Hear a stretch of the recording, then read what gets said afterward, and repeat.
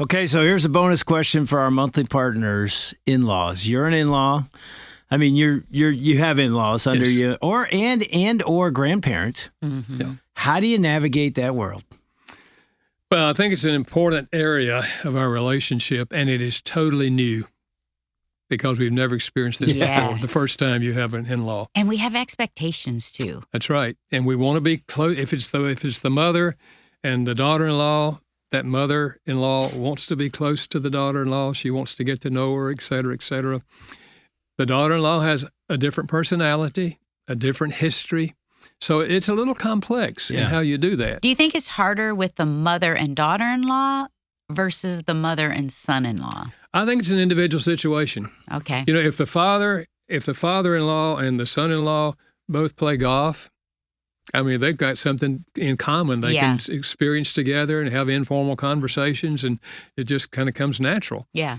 But if the father-in-law they have nothing in common, then it can be hard for them to know when do I even see them? Mm-hmm. I mean, and the other thing is we have to look at the world through the daughter-in-law or the son-in-law's eyes.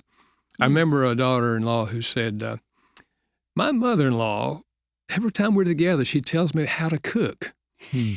She said, I was cooking for myself 5 years before I got married. I know how to cook. I don't need her help. But she's trying to tell me the kind of things her son likes. Yeah. You know? I knew that mother-in-law, again, she's looking out for her son. Right. Yeah. She wants the daughter-in-law to cook like she cooked. Yes. But what the daughter-in-law was feeling was, you know, I don't need that advice. Right.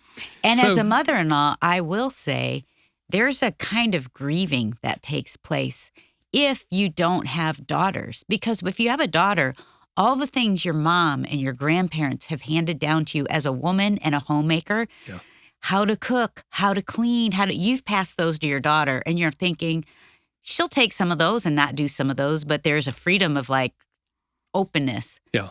With a daughter-in-law, I can't say that stuff because she has her own mom who's taught her all of that.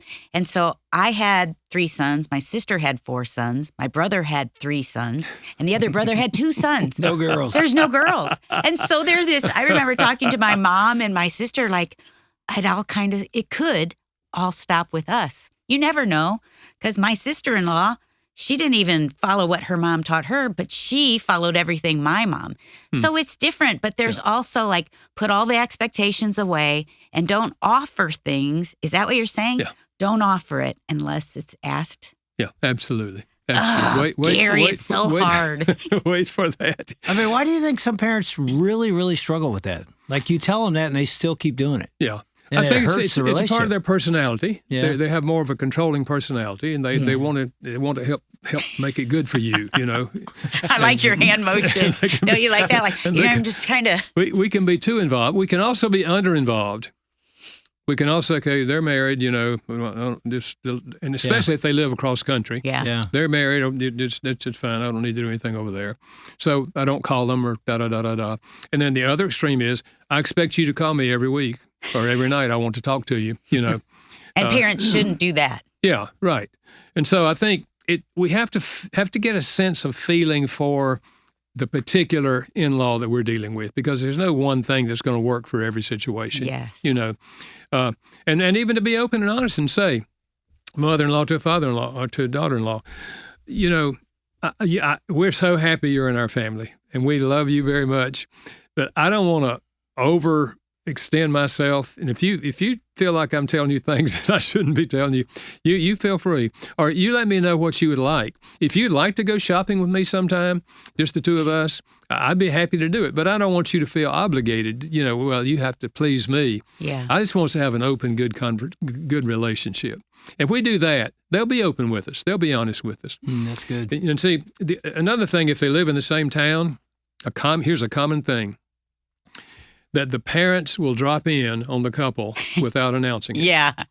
And they just drop in, you know. And maybe the couple's doing some things that they want, projects they want to finish and all, but now for 2 hours they got to sit down with you or, you know, whatever.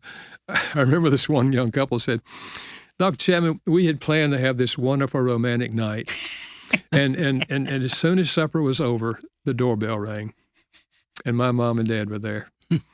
This was the son talking to me, and he said, "So our night was gone. Yeah. Our nice, wonderful, romantic night was gone." He said, "What am I going to do?" I said, "I tell you what I suggest. You tell your father what happened. Don't tell your mother. You tell your father what happened. Your father will talk to your mother." Yeah, he will. Yes. And they will start calling before they come. That's very wise. You know, we want to make it as open as we can in terms of sharing things and letting them know. We want feedback. If we're doing something that is not helpful, we don't want to do it. I mean, you know, we have good intentions, but sometimes we might not know whether we're being helpful or not being helpful. I think having that conversation of just being like, guys, we love you. We want to help you. We want to serve you, but we don't want to bug you. Yeah, right. And so if you want us to leave or you don't want us there, please just tell us. And we're very open to that. And we want to hang out with you, but we don't want to overstay our welcome. Any advice for grandparents? I think the same principle applies, grandparents with grandchildren. I would say, don't give your grandchildren some grand prize or something that you purchase for them without asking the parents about it first. Fine, you want to do something for them, but make sure it's okay with the parents. Maybe you go out and you buy them a cell phone or something, and the parents have already decided we're not going to do that until they're a certain age. So you're making it very frustrating to the parents. Yeah. So always run it by the parents before you do something, you know, for the grandchildren that you think is a good thing, but they may not. Remember, you're not the parent, but you are the grandparent. So you don't make the final decisions. The parent, you run everything by the parents that you think you want to do for the grandchildren. Yeah. If the parents are fine with it, great. So I'm hearing it's all about communication. Yeah. Open the door, make sure you have those conversations, especially with adult kids, and just don't move in and change things and buy things and be there without asking and talking about it. Absolutely. I mean, it comes back. You remember Jim Burns? Oh, yes. His book, Keep Your Mouth Shut and the Welcome Mat Out Open. Or Keep Your Mouth Shut and the Welcome Mat Out. Yeah. Yeah. And that's really true, isn't it? Yeah, absolutely. Yeah. Guys, it must be hard. It must be easier for men because it is not as easy for women. Really? Yes. You can write the book on that and tell us. No, I think I can tend to be more controlling and I have to put all of that away and submit it to Jesus. Yeah. And that's not always easy. And I also feel incredibly insecure. And so then my insecurity can either pull me back or move me forward. Yeah. And both of those have to be governed by a loving God, and I need to talk to him about it and be like Derek, your son. Yeah. This is what God's telling me to do or not to do. It's that relationship with God that really makes a difference, too. Yeah. That's true. Very true.